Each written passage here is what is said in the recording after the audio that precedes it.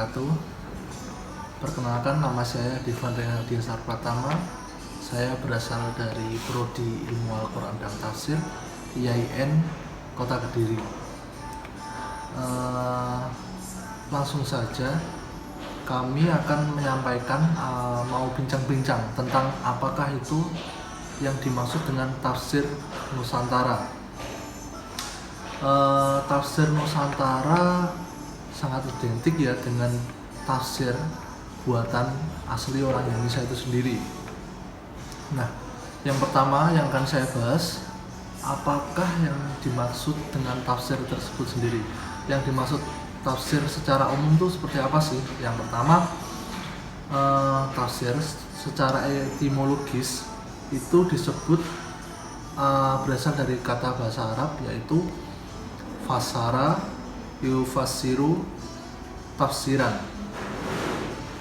Nah, ini mengandung dua pengertian. Yang pertama adalah menyingkap, dan yang kedua adalah memperjelas. Baik, saya akan menjelaskan tentang penafsiran Al-Quran yang ada di Indonesia. Nah, Indonesia menjadi bagian penting dari munculnya penafsiran di bumi Nusantara, karena di Indonesia lahir seorang lahir karya yang mana berjudul Tarjuman Al-Mustafid, yang mana karya itu dibuat oleh Abdurrauf As-Singkel. Nah, menjadi awal mula penafsiran Al-Quran di Nusantara. Nah, jadi kalau ada yang tanya, kitab tafsir yang ada di Indonesia pertama kali itu apa sih? Jawab saja, Tarjuman Al-Mustafid. Nah,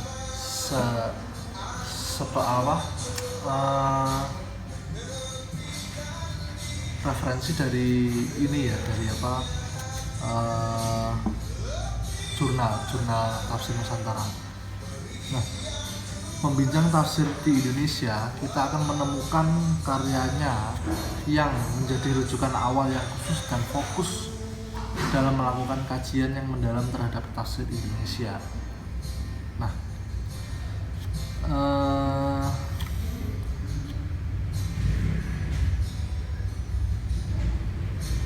seperti Howard M. Federsil, seorang peneliti tafsir yang memaparkan paling tidak ada 48 tafsir yang ditelaahnya. Di antara 48 mufassir yang Federsil sebutkan adalah Munawwar Al-Khalil, Abu Bakar Aceh, Bahrum Rungkuti, Jamaluddin Al-Kahfi, Omar Bakri, Yusuf Soeb, M. Hasbi Al-Sidki, dan masih banyak yang lain. Nah, dari 48 mufassir yang dipaparkan di atas yang saya sebutkan tadi, Federsil mengambil sampel penelitian secara serampangan. Dalam artian dia mengungkapkan karya-karya yang dia anggap tafsir, kendati tidak semua dianggap sebagai mufassir. Nah, jadi Federsil itu mengambil sampel itu, jadi tidak mengecap semuanya itu sebagai mufassir. Nah, meskipun demikian, karya ini banyak dijadikan rujukan oleh banyak peneliti. Nah, karya yang hampir sama dengan Howard Federsil adalah karya Gusmian yang menjadi karya akademik S2-nya. Dia mengulas peta tafsir di Indonesia, dan masih banyak karya yang sama yang mengulas tafsir Indonesia. Bahkan peta kajian perkembangan tafsir di Indonesia masuk dalam kurikulum di perguruan tinggi, khususnya pada jurusan tafsir di PTAIN Kementerian Agama, seperti itu. Nah, penjelasan di atas adalah penjelasan menurut bahasa. Nah, ini saya lanjutkan penjelasan menurut bahasa. Yang pertama di sini ada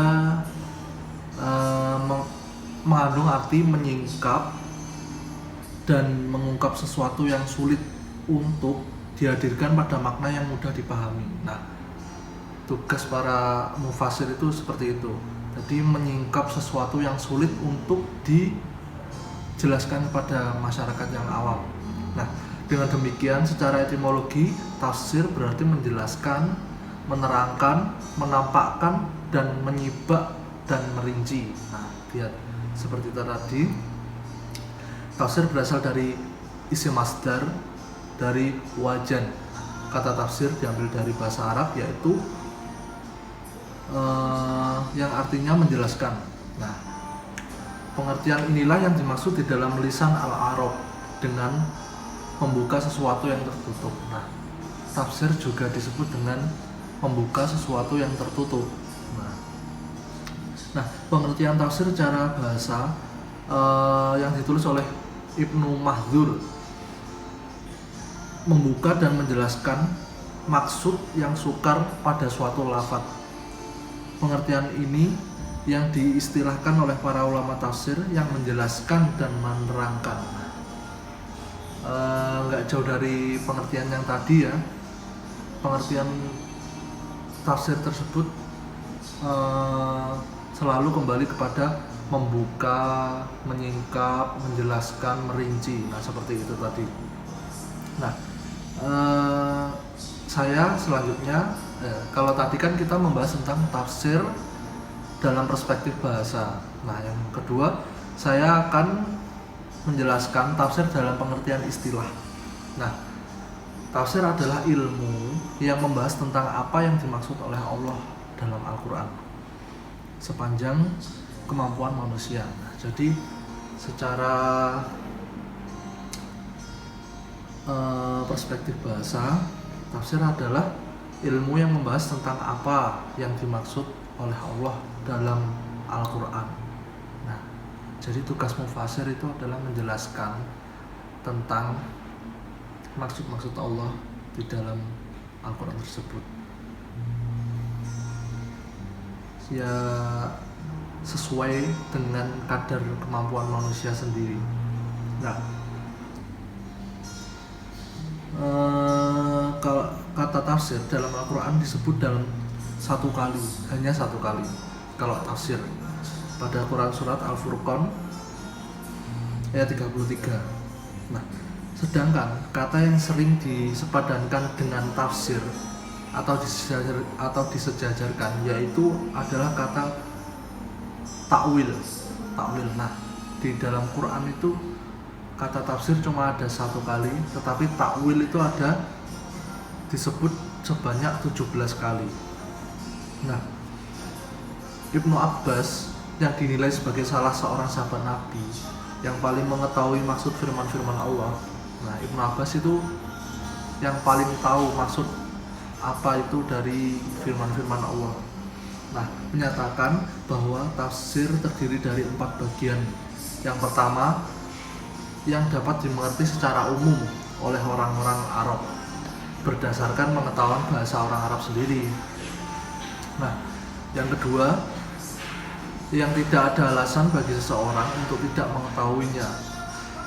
Seperti contoh, tidak ada alasan untuk orang tidak mengetahui. Seperti contoh, kita masuk Islam tuh harus asyhadu alla ilaha illallah. Di dalam Quran tuh sudah dicantumkan bahwasanya syarat masuk Islam itu syahadat. Nggak mungkin kan kita menutup mata untuk itu semua.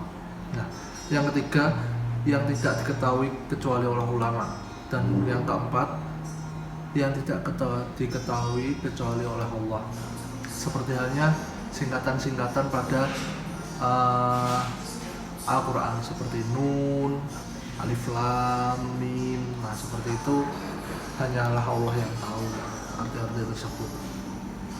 Nah, di sini ada seorang syekh yang berpendapat, seorang syekh yang bernama Syekh Thohir Al-Jazairi.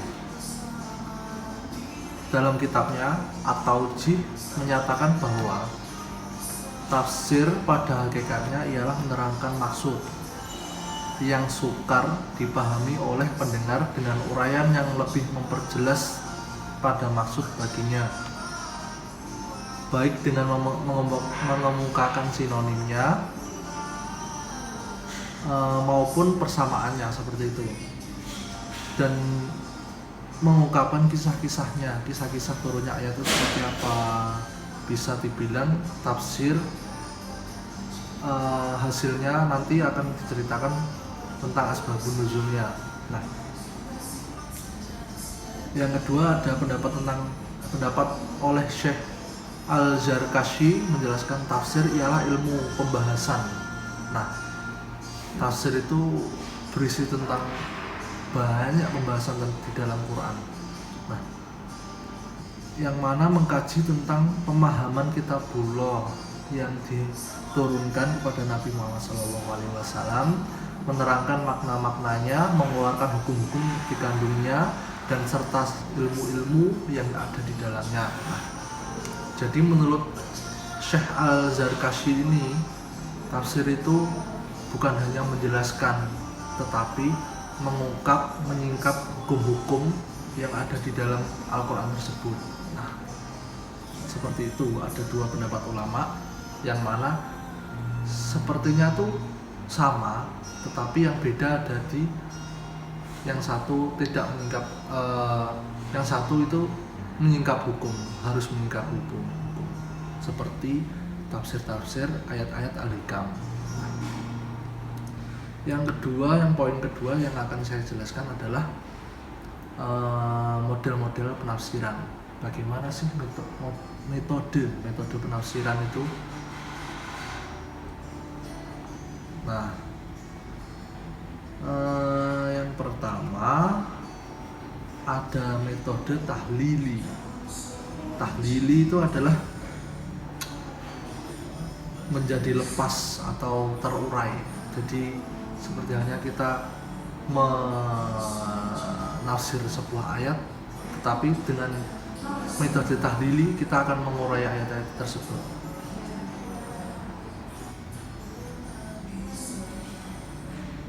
Jadi setelah menguraikan ayat-ayat tersebut, yang satu ayat diuraikan menjadi banyak, itu setiap uraiannya harus dijelaskan. Nah, ini metode yang sering digunakan oleh para ulama-ulama terdahulu. Yang kedua ada metode ijmali, yang mana biasa disebut dengan metode global. Nah, ini juga sering dijadikan metode bagi para ulama, yang mana ijmali secara bahasa itu disebut dengan ringkasan atau ikhtisar, intisari. Dengan demikian, maka yang dimaksud dengan metode ijmali adalah suatu metode penafsiran yang dilakukan dengan cara mengemukakan makna umum. Nah, jadi metode ijmali itu mengemukakan makna yang umum, makna yang global. Jadi ulama-ulama itu hanya menjelaskan secara garis besar saja. Beda dengan metode tahlili tadi. Metode tahlili itu mengurai secara satu persatu. Tapi kalau dengan metode ijmali, dia hanya menjelaskan makna ayat-ayat Al-Quran secara garis besar. Nah, sistematikanya mengikuti urutan surah-surat Al-Quran, sehingga makna-maknanya dapat saling berhubungan dalam menyajikan makna-makna ini. Nah, jadi bukan hanya menjelaskan dengan garis besar saja, tetapi menjelaskan itu dengan sesuai urutannya. Sesuai urutannya, maka dari itu bisa ditangkap oleh masyarakat awam. Dikarenakan apa? Dikarenakan surat yang berurutan itu dia artinya juga saling sambung menyambung.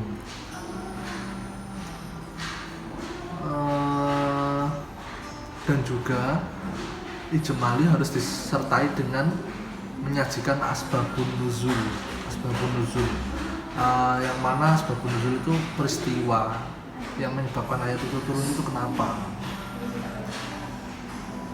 Bagaimana cara melihat asbabun nuzulnya? Dengan cara meneliti hadis-hadis yang berhubungan dengan ayat-ayat tersebut. Nah, yang ketiga ada muqarron, metode muqarron, yaitu metode perbandingan. Metode perbandingan itu sesuai dengan namanya. Metode muqarron adalah metode tafsir yang dilakukan dengan cara membandingkan ayat-ayat Al-Quran yang memiliki redaksi berbeda padahal isi kandungannya sama, atau antara ayat-ayat yang memiliki redaksi mirip padahal isi kandungannya berbeda. Nah, metode muqaron itu ayatnya sama, isinya tapi berbeda. Biasanya ayat ini ditentukan oleh ayat sebelumnya. Memang benar ayatnya itu sama, tetapi peristiwa sebelum ayat ini pasti dilandasi oleh peristiwa yang berbeda. Nah, selanjutnya ada metode maudhu'i. Metode maudhu'i itu metode tematik. Nah, maudhu'i adalah metode tafsir tematis. Metode ini dibagi menjadi dua. Yang pertama, tafsir yang membahas satu surah Al-Quran secara menyeluruh, memperkenalkan dan menjelaskan maksud-maksud umum dan khususnya secara garis besar dengan cara menghubungkan ayat yang satu dengan ayat yang lainnya, seperti halnya metode ijmali tadi. Metode maudhu'i juga harus dikaitkan dengan ayat-ayat yang lain, yang mana ayat itu pasti akan berhubungan dengan ayat tersebut.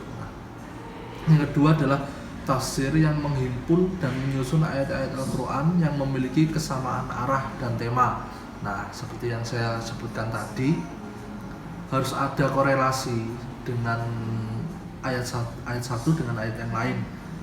Kemudian memberikan penjelasan dan mengambil kesimpulan di bawah bahasan satu tema tertentu. Nah, yang mana para mufasir harus mengumpulkan ayat-ayat yang redaksinya sama, isinya sama, tujuannya sama, dan nanti akan diambil satu kesimpulan. Nah, metode tahlili, sebuah metode yang mendominasi tafsir-tafsir klasik. Nah, seperti yang saya bilang tadi, tahlili sering dipakai oleh ulama-ulama terdahulu. Nah, seperti halnya karya Abu Ja'far Muhammad Ibnu Jarir At-Tabari. Nah, ataupun yang bercorak bi al-ma'qul seperti tafsir Al-Jalalain. Jadi tafsir Al-Jalalain itu kesimpulannya adalah tafsir yang bercorak tahlili. Nah, selanjutnya pembahasan lebih menjurus ke dalam apa itu tafsir Nusantara akan dijelaskan oleh teman saya Atis Harizky Sholiha. Sekian dari saya, akan dijelaskan oleh Atis Harizky Sholiha. Assalamualaikum warahmatullahi wabarakatuh. Dan saya Atis Harizky Sholiha. Saya akan melanjutkan perbincangan dari teman saya tadi, Devan. Nah, kali ini saya akan membahas tentang sejarah penafsiran Al-Quran. Jadi awal mula penafsiran Al-Quran itu sudah terjadi pada diri Rasulullah SAW. Jadi banyak sekali ungkapan-ungkapan bahwa Rasulullah itu adalah mufasir pertama. Buktinya adalah ketika Rasulullah menerima wahyu dari Allah yang disampaikan melalui malaikat Jibril. Nah, saat itu Rasulullah langsung menyampaikannya kepada para sahabat. Jadi walaupun pada saat zaman Rasulullah banyak sahabat-sahabat yang masih buta huruf, tapi mereka mempunyai ingatan yang sangat kuat. Jadi ketika ada wahyu yang turun, Rasulullah menyuruh para sahabatnya untuk menulisnya di kulit binatang, pelepah kurma, di batu, atau sesuatu yang bisa ditulisi.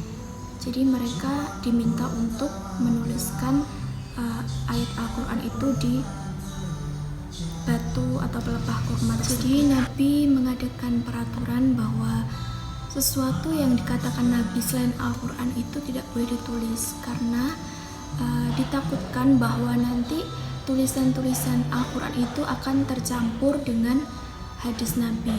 Jadi Nabi memberi peraturan. Jadi Muhammad Quraisy Shihab menuliskan, jadi pada saat Al-Quran diturunkan, Rasul yang berfungsi sebagai mubayyin atau yang menjelaskan kepada sahabat-sahabatnya tentang arti kandungan Al-Quran, khususnya ayat Al-Quran yang samar artinya atau sulit dipahami. Nah, itu yang sulit dipahami itu bakal dijelaskan sama Rasulullah kepada sahabat-sahabatnya. Jadi keadaan ini berlangsung hingga Rasulullah wafat. Jadi setelah Rasulullah wafat, kemudian penafsiran atau penjelasan-penjelasan itu dilanjutkan oleh sahabat-sahabatnya. Jadi sahabat Rasulullah yang ahli di bidang tafsir itu ada 10. Salah satunya itu ada Abu Bakar, Umar bin Al-Khattab, Utsman bin Affan. Jadi sejarah perkembangan tafsir itu tidak terlepas dari corak penafsiran yang dihasilkan oleh setiap generasi dalam penggal sejarah tertentu, di mana dalam menyajikan kandungan dan pesan-pesan firman Allah dapat ekspresi dan karakter yang impresif. Jadi jangankan pada generasi yang berbeda, pada generasi yang sama pun, pada saat zaman Rasulullah itu sudah ada perdebatan antara sahabat Nabi itu.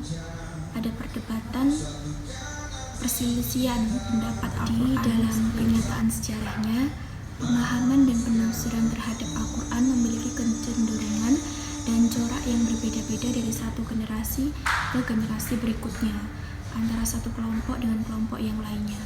Perbedaan corak penafsiran ini tidak bisa terlepas dari perbedaan mazhab, setting sosial, kemampuan intelektual, dan juga niat atau tujuan mufasir dalam menulis kitab tafsirnya tersebut.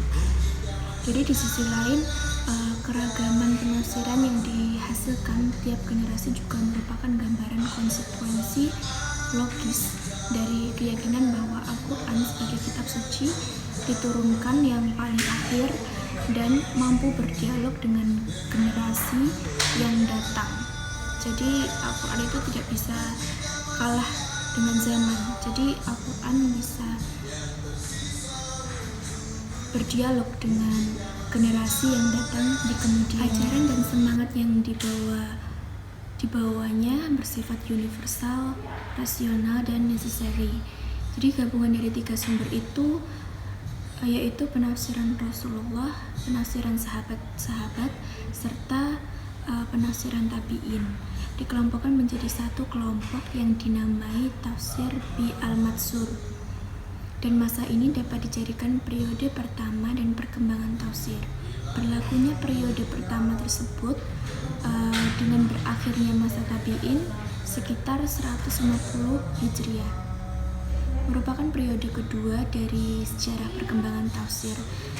Pada periode kedua, hadis-hadis telah beredar sedemikian pesatnya dan bermunculan hadis-hadis palsu dan lemah di tengah-tengah masyarakat. Sementara itu, perubahan sosial semakin menonjol dan timbullah beberapa persoalan yang belum pernah terjadi atau dipersoalkan pada masa Nabi Muhammad SAW, para sahabat dan tabi'in. Jadi setelah tadi kita telah banyak membahas tentang apa itu tafsir, nah sekarang kita akan membahas tentang tafsir Nusantara. Apa sih tafsir Nusantara itu? Jadi menurut Indra Fakhruddin, Islam Nusantara tidak bisa dipisahkan dari imbas global stigma negatif terhadap Islam dan kaum muslimin. Dalam hal ini, Barat berhasil membuat skenario untuk menciptakan opini bahwa Islam di daerah Timur Tengah itu berwajah seram. Kenapa? Karena merekalah dalang yang membuat kondisi Timur Tengah notabene poros peradaban Islam carut-marut penuh konflik dan darah sambil menampilkan simbol-simbol Islam.